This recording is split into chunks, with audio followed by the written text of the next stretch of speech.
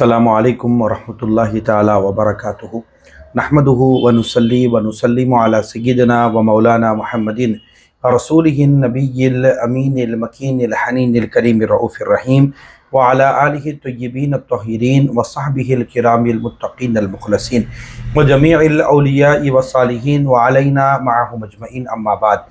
معزز ناظرین، سامعین محترم، آج میں جس موضوع پر گفتگو کر رہا ہوں وہ موضوع ہے ولایت کا بیان، اور مختصر انداز میں سوالاً و جواباً ولایت کے متعلق کچھ باتیں میں آپ کے گوشے گزار کرتا چلوں گا۔ ناظرین، سامعین محترم، یہ ولی جو ہے ولایت اور ولایت دونوں سے بنا۔ ہم جس کو ولی کہتے ہیں تو یہ ولی ولایت اور ولایت دونوں سے بنا۔ اگر ولی کو ولایت کے واو سے زیر سے اگر ولی مانیں گے، یعنی ولایت سے ولی بنا ہے واو کے زیر کے ساتھ، تو اس کا معنی آتا ہے یہ اللہ کا محبوب ہے، مقرب ہے، برگزیدہ ہے اور اللہ رب العالمین کا دوست ہے۔ اگر ولی کو ولایت یعنی واو کے زبر کے ساتھ اگر ولی مانا جائے تو یہ معنی ہوگا کہ جس بندے کو اللہ تعالیٰ نے اپنا قرب عطا کیا، یعنی اپنا دوست بنایا، اپنا محبوب بنایا، ساتھ ہی ساتھ اللہ تبارک و تعالیٰ نے اس کو صاحب اختیار بھی بنایا، اختیار والا بھی بنایا۔ تو پتہ یہ چلا کہ ولی ولایت اور ولایت دونوں سے بنا۔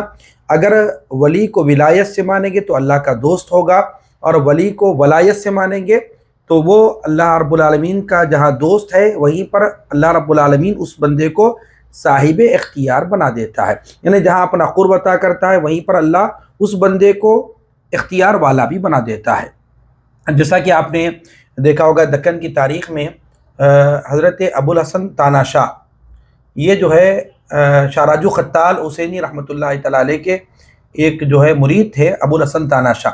شاہ راجو خطال حسینی رحمۃ اللہ تعالیٰ علیہ ایک مرتبہ اپنے ایک مرید کو جو ہے ایک انار دے کے بھیجائے، جا کے بولے کہ جاؤ یہ میرے ایک مرید ابو الحسن تاناشاہ کو جو ہے لے جا کر یہ انار کھلا کے واپس لے کے آؤ۔ تو آپ کی سیرت میں یہ بات موجود ہے کہ آپ کا مرید شاہ راجو خطال حسینی رحمۃ اللہ علیہ کا وہ انار کو لے کر ابو الحسن تاناشاہ کے پاس آیا، اور ابو الحسن تاناشاہ کے پاس آ کر اس نے کہا کہ حضرت نے یہ انار بھیجایا ہے، آپ یہ انار تناول فرما لیں۔ تو اس وقت میں ابو الحسن تاناشاہ نے کہا کہ یہ انار آپ رکھ کے جاؤ، میں کھا لوں گا۔ تو کہا کہ نہیں، حضرت نے حکم دیا ہے کہ آپ کو انار کھلا کے واپس لے آؤ۔ تو اس وقت میں ابو الحسن تاناشاہ نے انار میں کے کچھ دانے نکالے، اتفاق سے انار کے کھٹا تھا، تو تقریباً 14 انار کے دانے کھائے۔ اس مرید نے ابو الحسن تاناشاہ کے کھائے ہوئے انار کے دانوں کو گنا، 14 انار کے دانے کھائے اور انار کو لے کر واپس آئے۔ تو اس وقت میں شاہ راجو خطال حسینی رحمۃ اللہ تعالیٰ علیہ نے اپنے اس مرید سے پوچھا کہ ابو الحسن تاناشاہ نے کتنے انار کے دانے کھائے؟ تو اس وقت مرید نے کہا حضرت 14 انار کے دانے کھائے۔ تو اس وقت شاہ راجو خطال حسینی رحمۃ اللہ نے فرمایا کہ ہم نے ان کو 14 سال تک دکن پر حکومت عطا کی۔ تو ناظرین، سامعین محترم، یہ بات تاریخ میں لکھی گئی ہے کہ حضرت کا یہ فرمان ہے کہ 14 انہوں نے انار کے دانے کھائے، میں نے 14 سال تک ان کو اقتدار عطا کیا۔ تو گویا اللہ والوں کو اللہ رب العالمین جہاں اپنا دوست بناتا ہے وہیں پر اللہ تعالیٰ ان کو صاحب اختیار بھی بنا دیتا ہے۔ تو اس طرح ایسے کئی اولیاء کرام کے واقعات ہیں جنہوں نے اللہ کے دیے ہوئے اختیار سے بندوں کو عطا فرمایا۔ آئیے پہلا سوال یہ کہ ولایت کیا ہے؟ ناظرین، ولایت ایک قرب خاص ہے، اللہ رب العالمین اپنے برگزیدہ بندوں کو محض اپنے فضل و کرم سے عطا کرتا ہے۔ دوسرا سوال یہ کہ کیا آدمی مشقت والے اعمال سے ولایت حاصل کر سکتا ہے؟ ناظرین، سامعین، ولایت جو ہے ایک وہابی شے ہے، اللہ رب العالمین کی طرف سے یہ عطیہ ہے، خدا کا عطیہ ہے ولایت۔ نہ یہ کہ کوئی شخص اعمال کے ذریعے سے، اعمال شاقہ کے ذریعے سے ولایت کے درجے کو نہیں پا سکتا، بلکہ اللہ تعالیٰ کسی بندے پر اپنا فضل کرتے ہوئے اس کے اعمال کو اور اس کے ریاضات کو، اس کے مجاہدات کو، اس کی محنتوں کو قبول فرماتے ہوئے اس کو درجہ ولایت عطا فرما دے۔ یہ اللہ رب العالمین کے طرف سے اپنے فضل و کرم سے وہ اللہ کا محبوب بندہ بن سکتا ہے، وہ اعمال حسنہ کے ذریعے سے۔ آپ جتنے بھی اولیاء کو دیکھیں گے جن کو ولایت ملی ہے، یقیناً انہوں نے جو ہے کسب اور محنت اور جو ہے مجاہدوں کے ساتھ اور تہجد کے ذریعے سے، دیگر عبادات کے ذریعے سے اللہ رب العالمین نے ان کو اپنی بارگاہ میں قبول کرتے ہوئے ان کو ولایت کا درجہ عطا کیا۔ ہر ولی محنتوں اور ریاضتوں کو برابر کرتا ہوا رہا اور اللہ تبارک و تعالیٰ نے ان کو قبول کرتے ہوئے ان کو درجہ ولایت عطا کیا۔ تو محض صرف محنت کے ذریعے سے ولایت نہیں مل سکتی، بلکہ اللہ تعالیٰ جسے چاہتا ہے، جس کی محنتوں کو قبول کر لیتا ہے، ان کو جو ہے ولایت کا درجہ عطا فرماتا ہے۔ ناظرین، تیسرا سوال ہے کہ کیا ولایت بے علم کو مل سکتی ہے؟ ناظرین، ولایت جو ہے بے علم کو نہیں، اہل علم کو ہی ملتی ہے۔ جو علم والا ہوتا ہے ولایت اسی کو ہی عطا کی جاتی ہے۔ کوئی جاہل دعویٰ کرے کہ میں ولی ہوں تو یہ بالکل غلط ہے، کیونکہ جو علم والا ہے اللہ تعالیٰ اسی کو ولایت عطا کرتا ہے۔ اور کس امت کے اولیاء سب سے افضل ہے؟ ایک سوال دیکھیے، تمام اولیاء اولین و آخرین سے اولیاء محمدین یعنی اس امت کے اولیاء تمام اولیاء سے افضل ہیں۔ اس امت کے اولیاء یعنی امت محمدیہ کے اولیاء۔ اور ایک سوال یہ کہ اس امت میں سب سے افضل کون سے اولیاء ہیں؟ دیکھیے، تمام اولیاء محمدین یعنی سرکار دو عالم کی امت میں سب سے زیادہ معرفت و قرب الہی میں خلفائے اربعہ، اور ان میں ترتیب وہی جو ترتیب افضلیت ہے۔ سب سے زیادہ معرفت و قرب صدیق اکبر کو ہے، پھر فاروق اعظم کو ہے، پھر عثمان ذو النورین کو ہے، پھر مولا علی المرتضیٰ رضوان اللہ تعالی علیہم اجمعین کو حاصل ہے۔ کیا ایک سوال ہے کہ کیا شریعت اور طریقت الگ الگ راہیں ہیں؟ دیکھیے، طریقت منافی شریعت نہیں ہے۔ طریقت جو ہے شریعت سے جدا نہیں، وہ شریعت کا باطنی حصہ ہے، اسی کو طریقت کہتے ہیں۔ شریعت کا باطنی حصے کو طریقت کہتے ہیں۔ اور بعض جو ہے جاہل متصوف صوفی بننے والے جو یہ کہہ دیا کرتے ہیں کہ طریقت اور ہے شریعت اور ہے، یہ محض گمراہی ہے۔ یہ محض کیا ہے؟ گمراہی ہے۔ یعنی لوگوں کو گمراہ کرنے والی بات یہ ہے کہ شریعت الگ ہے، طریقت الگ ہے، طریقت کی راہ میں آنے والے کو پھر اب شریعت کی ضرورت نہیں پڑتی۔ اس طرح کی جو ہے نا بیکار باتیں کرتے ہیں، اور خود بھی جو ہے شریعت سے دور، اور لوگوں کو بھی جو ہے شریعت سے دور کرنے کی یہ کوشش کر رہے ہیں۔ اور بعض لوگ جو ہے اس طرح سے کفر اور الحاد کے مقام تک بھی وہ لوگ پہنچ چکے ہیں۔ تو ناظرین سامعین محترم، طریقت وہی صحیح ہے جس کی گواہی شریعت دے۔ جو طریقت جس کی گواہی شریعت نہ دے وہ شیطانیت تو ہو سکتی ہے مگر طریقت نہیں ہو سکتی۔ تو لہذا طریقت وہی صحیح ہے جس کی گواہی شریعت دے، اور شریعت کا باطن ہی طریقت ہے، اور دونوں ایک دوسرے سے جڑے ہوئے ہیں، کوئی الگ نہیں ہے۔ کہ کوئی یہ نہیں کہہ سکتا کہ جو ہے شریعت کو میں چھوڑ دیا ہوں، اب شریعت کی مجھے ضرورت نہیں، وہ بالکل گمراہ ہے اور لوگوں کو گمراہ کرنے والا ہے۔ اب دیکھیے کہ اور ایک سوال ہے کہ کیا ولی شریعت کی پابندی سے آزاد ہو سکتا ہے؟ کوئی بھی ولی شریعت کی پابندی سے آزاد نہیں ہو سکتا ہے۔ اور ایک سوال ہے کہ کیا اولیاء پر علوم غیبیہ یعنی غیب کا جو علم ہے وہ منکشف ہوتا ہے؟ جواب جی ہاں، علوم غیبیہ ان پر منکشف ہوتے ہیں، اور جو ہے جو کچھ ہو چکا ہے اور جو کچھ ہونے والا ہے اللہ تبارک و تعالیٰ اپنے فضل سے اپنے محبوب بندوں کو اس کا علم عطا فرماتا ہے۔ کرامات اولیاء کے منکر کا کیا حکم ہے؟ جواب یہ کہ کرامات اولیاء اللہ والوں کی جو کرامات ہیں وہ حق ہیں، اگر کوئی ان کی کرامات کا انکار کرتا ہے وہ گمراہ ہے۔ اور اسی طرح اولیاء سے استمداد، اولیاء سے جو ہے مدد طلب کرنا کیسا ہے، ان کو دور و نزدیک سے پکارنا کیسا ہے؟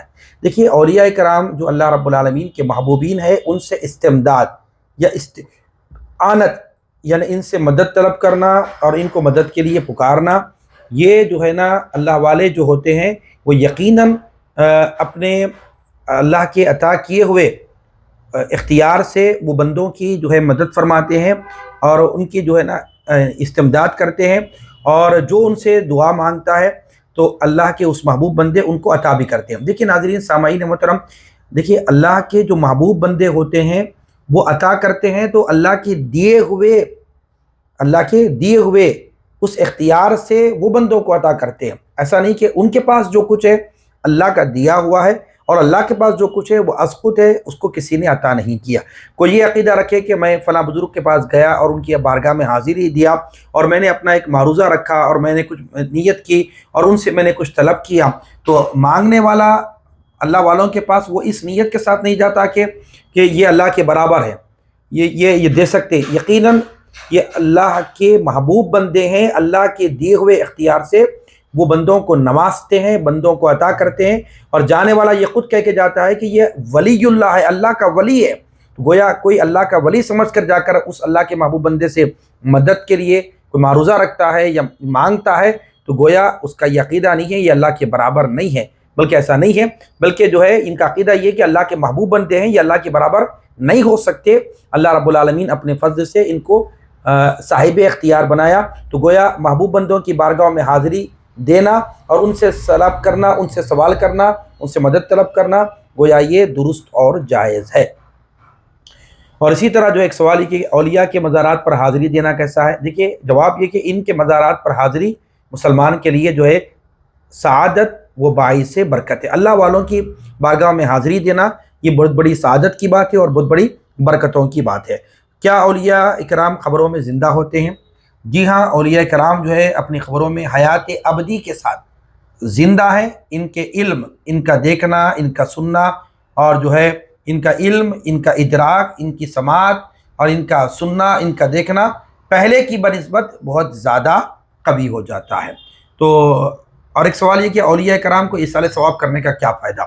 دیکھیں انہیں ایصال ثواب نہایت ہی، جو اللہ والوں کے لیے ہم جو نظر و نیاز اور جو کچھ ہم جو بنا کر ان کی ارواح مبارکہ کو ہم جو ثواب پہنچاتے ہیں، یہ بہت ہی برکت کا باعث ہے۔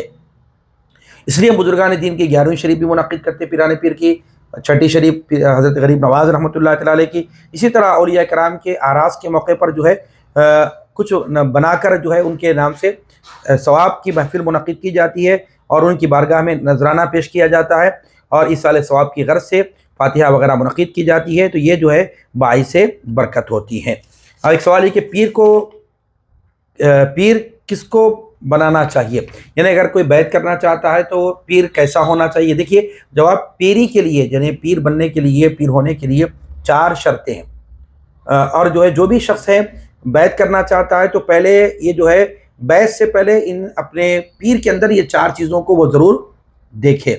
یعنی کیا ہے؟ وہ پہلے جو ہے سنی صحیح العقیدہ ہونا، پیر کیا ہونا؟ پہلے سنی صحیح العقیدہ ہونا، اور دوسرا جو ہے اتنا علم رکھتا ہو کہ اپنی ضروریات کے مسائل کتابوں سے نکال سکتا ہو، یعنی پورا ان پڑھ جاہل نہیں ہونا، بلکہ اتنا تو علم ہونا اس کو کہ کچھ مسائل جو دینیہ ہوتے ہیں وہ مسائل دینیہ کو، اپنی ضرورت کے مسائل کو کتابوں سے کم از کم جو ہے وہ نکال سکے۔ تیسرا جو ہے فاسق معلن نہ ہو، یعنی جو شخص علانیہ گناہ کبیرہ کا مرتکب ہو یا گناہ صغیرہ پر اسرار کرتا ہو وہ فاسق معلن ہے۔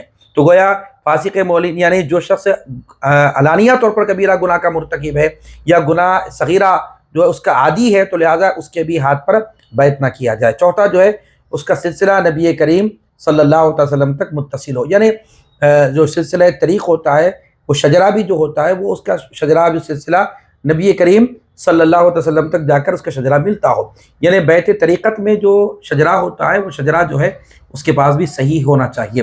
تو لہٰذا یہ 4 شرطیں ہیں، ایک سنی صحیح العقیدہ ہونا اور اتنا علم رکھنا کہ اپنی ضروریات کا علم جو ہے کتابوں سے نکال سکے، تیسرا فاسق معلن نہ ہونا، اور چوتھا جو ہے اس کا سلسلہ نبی کریم صلی اللہ علیہ وسلم تک جا کر پہنچنا۔ تو گویا ہم جو بھی سلسلوں سے وابستہ ہوں تو پہلے جو ہے اپنے پیر کے اندر یہ 4 چیزوں کو دیکھ لیں۔